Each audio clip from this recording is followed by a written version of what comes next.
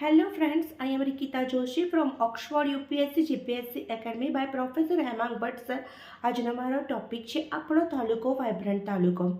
તાલુકામાં ગટર વ્યવસ્થા, શહેરી વિસ્તાર અને શહેરી વિસ્તારની અંદર આવેલા ગ્રામ્યમાં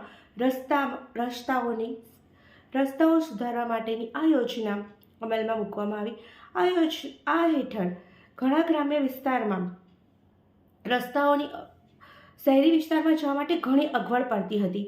રસ્તાઓ કાચા હતા, તેથી તાલુકા કક્ષાએ જનસેવા કેન્દ્રો શરૂ કરવામાં આવ્યા.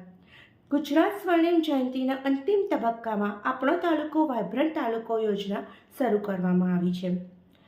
મારો નેક્સ્ટ ટોપિક છે golden Gujarat growth fund. Gujarat 3G fund તરીકે પણ ઓળખાય છે. ગુજરાત 3G ફંડમાં ગુજરાતમાં વીજળીનું ઉત્પાદન અને વિસ્તરણ વધારવા માટે ગ્રીન એન્ડ ક્લીન પ્રોજેક્ટને ધ્યાનમાં રાખીને GVFL Gujarat venture finance limited દ્વારા ફંડ પૂરું પાડીને આ યોજના શરૂ કરવામાં આવી છે.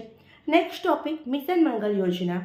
મિશન મંગલ યોજના 2012થી શરૂ કરવામાં આવી છે, જેમાં APL અને BPL